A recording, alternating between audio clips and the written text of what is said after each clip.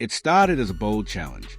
Donald Trump stepped onto the stage, confident, commanding, ready to dominate. The cameras flashed, lights blazed, and every eye in the room followed his every move. He expected control. He expected deference. But within minutes, Congresswoman Jasmine Crockett turned the momentum on its head. With calm precision and unwavering focus, she laid out facts, held the evidence high, and let the truth do the work. No theatrics, no shouting, just clarity that cut through the bravado. By the third question, Trump wasn't just losing his footing. He was looking for an escape. The energy in the auditorium shifted. The lights seemed brighter, the cameras more relentless, and the air felt charged, as if the room itself was holding its breath. This wasn't a standard political forum. This was a powder keg, primed for the spark that could ignite it. That spark came the moment Trump leaned into the microphone, eyes narrowing, finger pointing across the stage, and declared words that made the audience freeze in place. "You want a real debate? Let's go."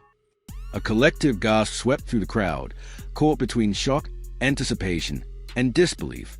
Every seat, every camera, every screen was focused on what would happen next. This was no ordinary clash. It was history unfolding in real time. Murmurs rippled through the room. Chairs scraped lightly against the floor as every eye fixed on the woman Trump had just challenged. Congresswoman Jasmine Crockett, poised in a crisp navy blazer, radiated calm determination. She didn't flinch. She didn't glance at the moderators. She didn't check with her team. She simply met Trump's gaze and, with a voice steady enough to slice through the tension, said, "I was born ready." The crowd shifted again, this time a mix of surprise and awe spreading through the auditorium. Just moments ago, this had been a standard panel discussion, controlled, rehearsed, filled with carefully measured sound bites.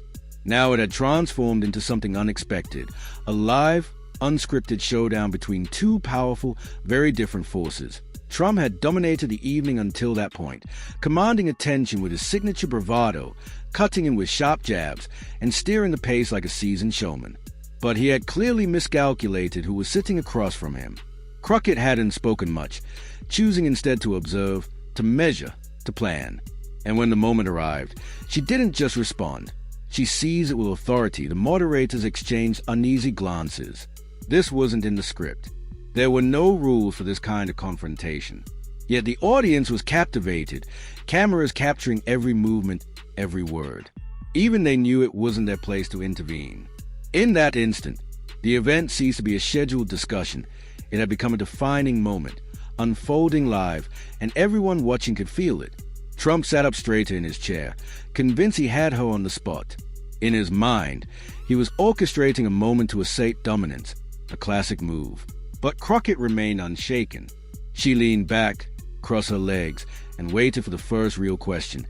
And in that pregnant pause, the room felt it, the subtle but undeniable shift in energy. This wasn't the first time someone had tried to throw her off balance. As a former public defender, Crockett had faced opponents far tougher than this, in far hotter settings. Heat didn't intimidate her, it sharpened her. Trump, on the other hand, was performing. That was his comfort zone. Create a spectacle, command attention, deliver the punchline. But this wasn't a rally. This wasn't a room full of supporters ready to cheer him on. This was a mixed audience, curious, skeptical, and ready to judge who could speak with substance.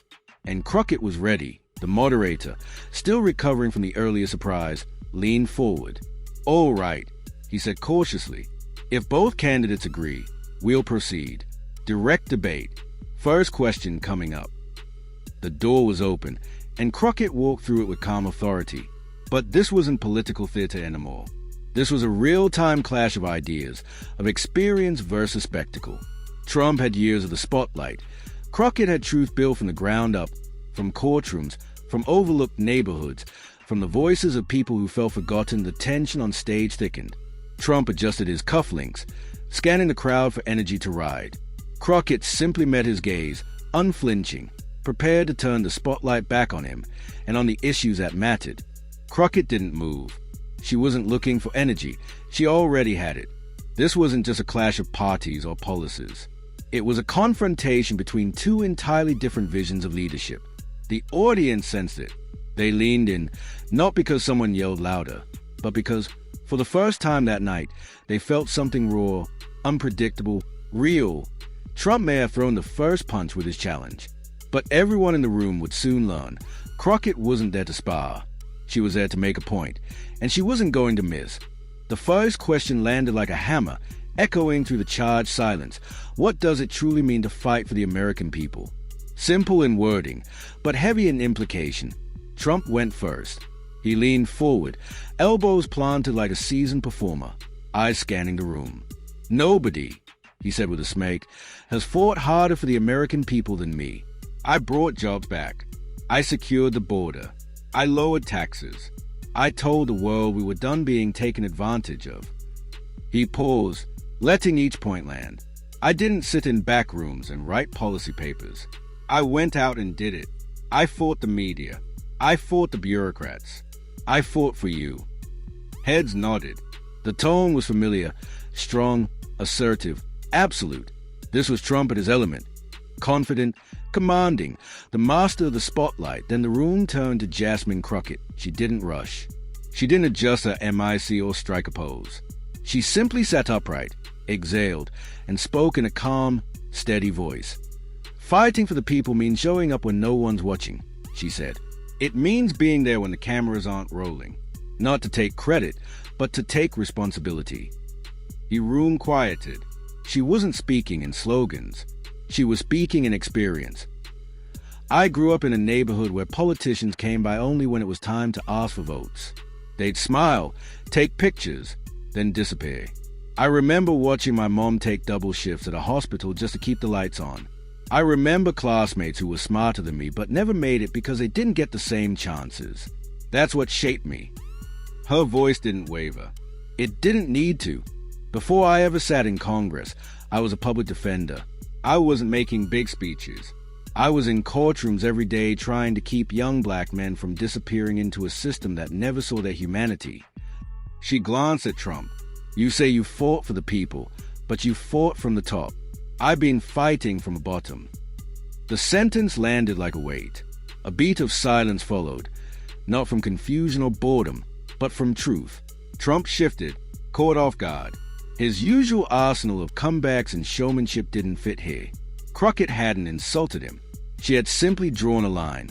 "For some folks," she continued, "fighting for the people means writing executive orders. For me, it meant sitting across from a scared teenager and telling him I'd fight like hell to keep him out of prison for something he didn't do. And not just once. Every single day." She leaned back, hands folded. "You don't get to call yourself a fighter because you shouted the loudest. You earn that title by showing up when it's hard, especially when it's hard." The audience didn't erupt in applause. They didn't cheer wildly. They just watched, absorbing the gravity. In that moment, Jasmine Crockett wasn't answering a debate question. She was revealing who she was. Trump opened his mouth to respond, then stopped. There was nothing to interrupt, no insult to counter, only the weight of lived experience. The moderator, sensing the room had shifted, moved to the next question. "Can you describe a moment when your integrity was truly tested under pressure, with real consequences on the line?" Trump went first again, speaking with the force of someone who had weathered storms. "There were a lot of moments, believe me," he began. "But one of the biggest was during the investigations thrown at me. Witch hunts. Total scams designed to destroy me politically, financially, personally. Most people would have folded. They'd have said, 'Forget it. This is too much.' But I didn't. I stood tall because I knew I hadn't done anything wrong. That's integrity, not running when it gets hard." Scattered claps followed. Polite, measured, not the wave he expected. The audience was listening. They were measuring. Then Crockett leaned forward. "My integrity was tested before I ever got to Washington," she said quietly. "I was a young lawyer, fresh out of law school, working as a public defender. I had a client, 17 years old, accused of armed robbery. The evidence was flimsy, a single eyewitness who later admitted they couldn't see clearly, but the prosecution wanted to win." She drew in a breath. "They offered a deal, 10 years if he pleaded guilty. If he went to trial and lost, 30. He begged me to tell him what to do." Her voice dropped. I looked at him. I saw a kid who never had a chance. A kid scared out of his mind. And I told him the truth. If you didn't do it, we're going to fight. No matter the cost. There wasn't a sound in the auditorium. No coughs, no shuffling. Crockett's words held the room captive. I knew I might lose that case. I knew I'd be blamed if it went badly. But integrity means standing with people when they have no one else. Not because it's easy, not because it makes you look good, but because it's the right thing. The room leaned in. The audience knew, without doubt, that this wasn't theory. It wasn't politics. This was reality. And Jasmine Crockett had just owned it. She paused, letting her words sink in. We went to trial, and we won. He walked out of that courtroom free, and he still sends me messages to this day just to say thank you. She leaned back, letting the story settle over the room. That's integrity under pressure, she finished.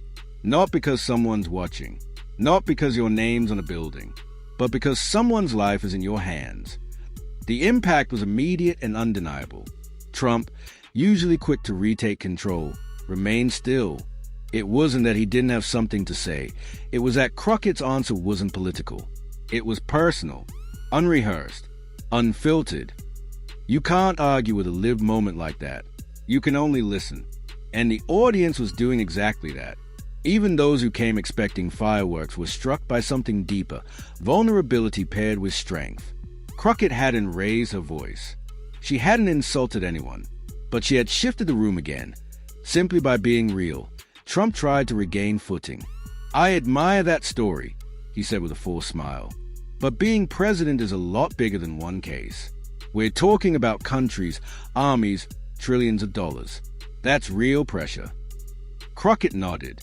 And if you don't know what it feels like to have one person's life depend on your decision, she replied, calm but firm, how can you carry the weight of millions? It wasn't a zinger. It was a warning.